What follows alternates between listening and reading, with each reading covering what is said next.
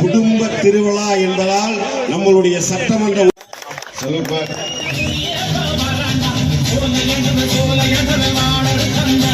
நெட்டையும் சமமாக்கி கல்லையும் மண்ணையும் நிலமாக்கி தன் வியர்வை துளியை விளையாக்கி அரசு மக்களுக்கு சேவை செய்யும் இடமாக இருக்க வேண்டும் என்ற நோக்கத்தோடு நமது தமிழக அரசு லஞ்சம் லாவண்யம் இல்லாத அரசை நகர்த்தி எடுத்துக்கொண்டு செல்கின்றது. அதே போல ஒவ்வொரு இளைஞரின் நம்பிக்கை இருக்கிறது. ஒவ்வொரு திட்டத்தில் முன்னேற்றத்திலும் பல சீர்திருத்தங்கள் இருக்கின்றது. ஆகவே அதனால இந்த 100 நாள் ஆட்சி அவருக்கு வாக்கு சேகரிக்கணும்னு ஆசைப்பட்ட அண்ணங்கிட்ட கேட்டேன். இங்க வந்து நான் வாக்கு சேகரிச்சேன். அதுக்காக இந்த கம்பம் சட்டமன்ற தொகுதி மக்கள் அனைவருக்கும் என்னுடைய மனமார்ந்த நன்றி, நெஞ்சார்ந்த நன்றி நன்றி நன்றி. வளர்ச்சிக்கிட்டு இருக்காங்க. ஆனாலும் சில கருப்பாடுகள் நமக்கு எதிராக சில வேலைகளை செஞ்சுட்டே இருக்காங்க. அவங்களை நீங்க காமிச்சு கொடுத்தீங்கன்னா உடனே நம்ம தமிழக வெற்றி கழக தலைவர் அவங்களை சஸ்பெண்ட் பண்ணுவாங்க. யார் ஒருத்தவங்க எந்த அலுவலகத்துல உங்களை லஞ்சம் கேட்கிறாங்களோ, உங்களை வந்து துச்சமா நினைச்சு அவமானப்படுத்துறாங்களோ, வேலை செய்ய மாட்டாங்களோ, அதுக்கான வாட்ஸ்அப் நம்பர் கொடுக்கப்பட்டிருக்கு. தமிழக முதல்வருக்கு டைரக்டா நீங்க அனுப்பலாம். தயவு செய்து பயப்படாம யார் லஞ்சம் கேட்டாலும் எங்க அண்ணன் இருக்காரு, என் புள்ள இருக்கா, என் தாய் மாமா இருக்காரு, தைரியமா சொல்லுங்க. தயவு செய்து லஞ்சம் கொடுக்காதீங்க. லஞ்சம் கேட்கிறவங்கள நீங்க கண்டிப்பா அவங்கள வந்து நீங்க தெளிவுபடுத்தணும்னு அவங்களை கேட்டுக்கிறேன். இன்னைக்கு 100 நாள் சாதனை எல்லாம் சொல்லிட்டாங்க. சிங்கப்பெண்ணுக்கு பேச்சாளர் அருமை சகோதரர் சௌந்தர் அவர்களே, அவருடைய தேர்தல் பிரச்சாரத்தை செய்வதில் சந்தோஷப்படுகிறேன். ஊழலற்ற லஞ்சம் லாவணியமற்ற ஒரு சிறப்பான ஆட்சிய 100 நாள் ஆட்சிய 100 ஆண்டு காலம் மக்களுடைய தளபதியாக நம்மளுடைய தளபதி சோசப் விஜய் அவர்கள் இருப்பார் என்பதை முன்னிறுத்து இந்த 100 நாள் சாதனை தொடர்ந்து ஓராண்டு சாதனை, ஈராண்டு சாதனையாக சரித்திரம் படைக்கக்கூடிய சாதனையாக தமிழக வெற்றி கழகம் இந்த மக்களுக்காக தமிழக போன்ற இந்த கருப்பசாமி வீரபாகு என்பவர் முருகனுக்கு தூதுவராக செல்கிறார். முருகனுடைய பவர் என்னன்னு நரகாசுரனுக்கு தெரியல. நரகாசுரனுக்கு தெரியாம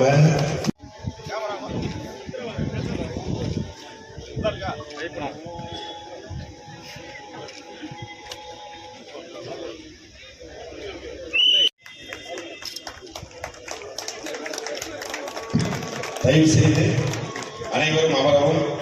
பிறகு வந்து ஒரு ஏடிய ப்ரோமோ இருக்கு, 100 நாள் சாதனை சம்பந்தமான ஏடிய ப்ரோமோ. அனைவரும் கீழே அமர்ந்து பார்க்குமாறு தாழ்மையுடன் கேட்டுக்கொள்கிறேன். வாங்க, அப்படியெல்லாம் கீழே இருங்க.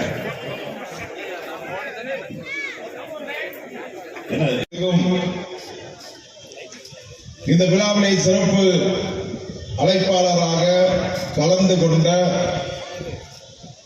தமிழக முழு முக்கியமான மாற்றம் போதையில்லா தமிழ்நாடு. ஒவ்வொரு இளைஞனும் அரசு வெளிப்படையான அரசாக இருக்க வேண்டும்.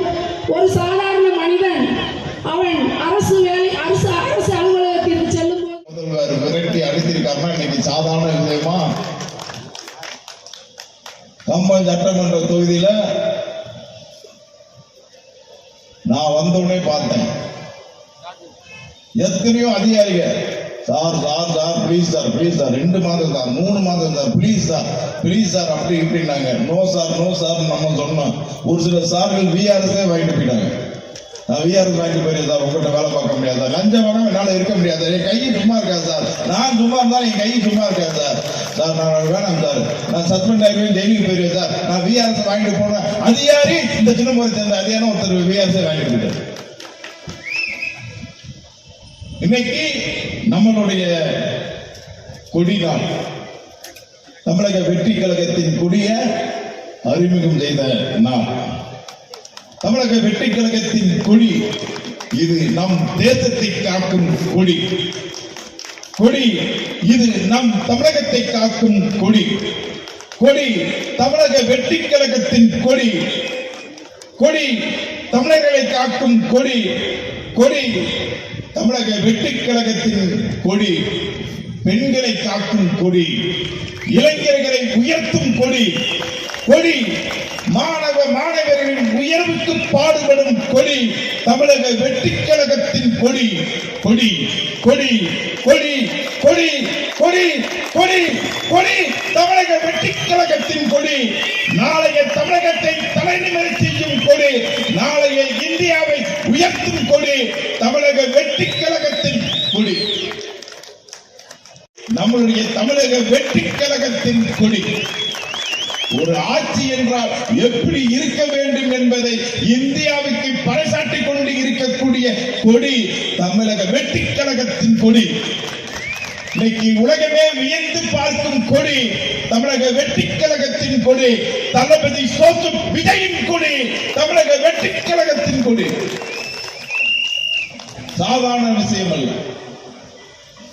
சாதாரண விஷயம் இல்லை. எந்த ஒரு எதிர்க்கட்சியுமே இல்லாமல் ஆக்கக்கூடிய கொடி நம்மளுடைய கொடி, தமிழக வெற்றிக் கழகத்தின் கொடி.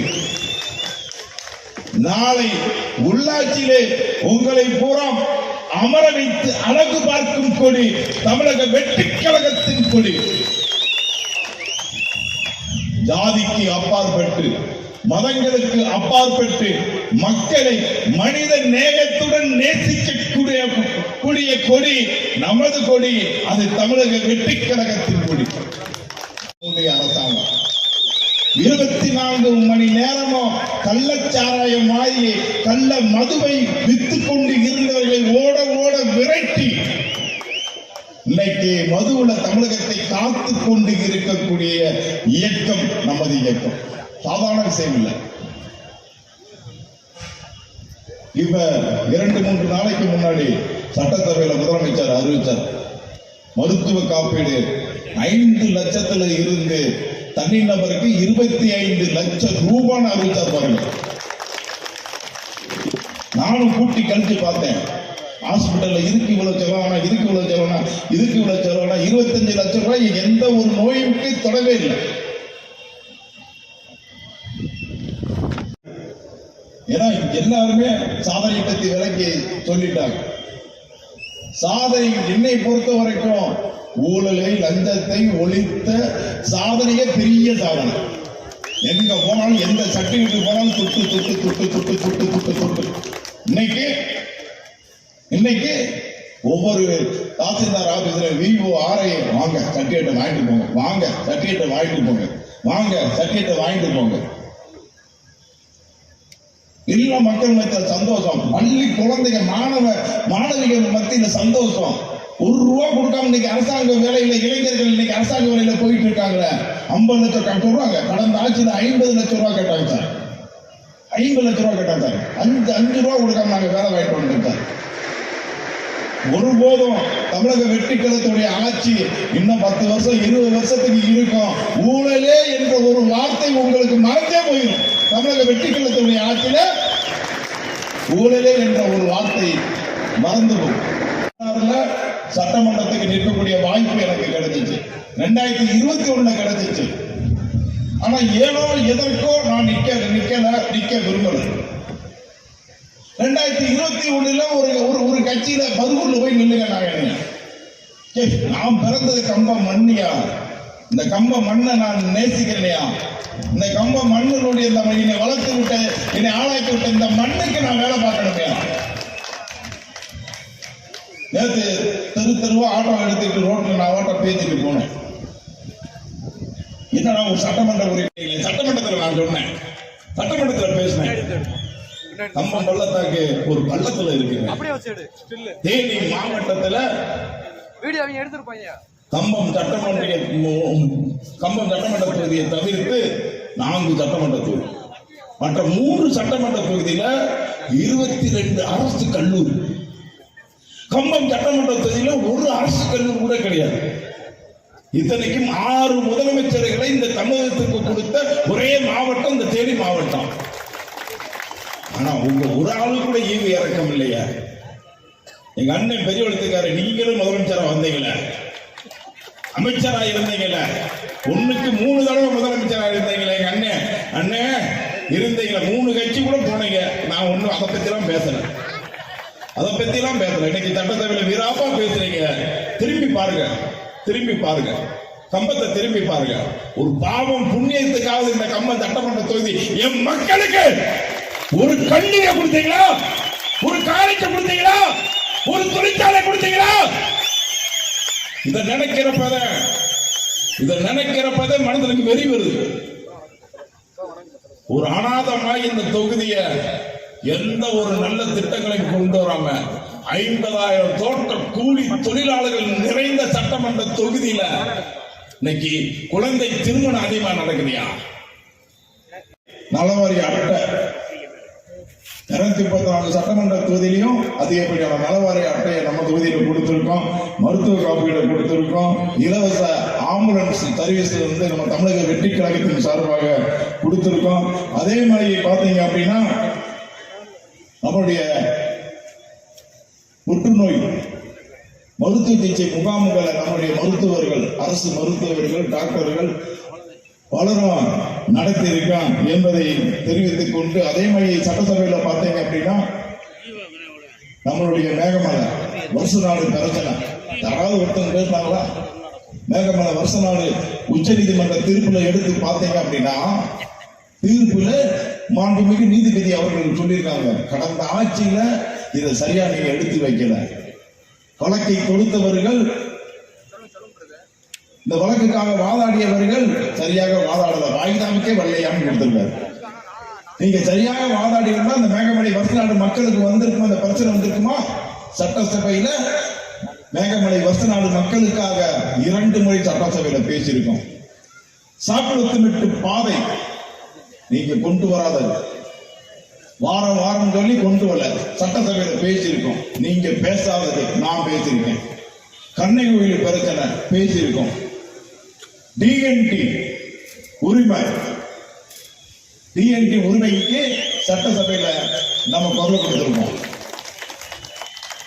இந்த மாதிரி பல்வேறு விஷயங்களை முன்னெடுக்கும். அதே மாதிரி ரெடி சட்டமன்ற தொகுதியில கொண்டு வரணும் அப்படிங்கிறத சட்டசபையில வலியுறுத்தி இருக்கேன்.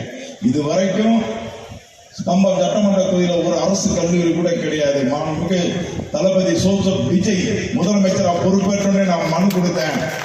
இதே விதத்தை சொன்னேன், ஐயன் எங்க தொகுதியில ஒரு அரசு கல்லூரி கூட இல்லைங்க அப்படின்னு சொன்னேன். ஒரே இடத்துல தெரிவித்துக் கொண்டு தேர்தல் வாக்குறுதி நம்ம என்னென்னலாம் கொடுத்தோமோ அது அத்தனையும் இந்த மக்களுக்காக நிச்சயமாக நாம் பெற்றுக் கொடுப்போம் என்பதை தெரிவித்துக் கொண்டு, இனி கம்பம் சட்டமன்ற தொகுதி மட்டுமல்ல, தமிழகம் முழுவதும் மக்களுக்கான ஒரு நல்லாட்சி, ஒரு சந்தோஷமான ஆட்சி. ஒவ்வொரு வீட்டிலையும் எப்படி நம்முடைய தளபதி நான் இருப்பேன்னு சொன்னாரோ, ஒவ்வொரு வீட்டிலையும் நம்ம தளபதி இருப்பாரு. அவங்களுக்கு அண்ணன்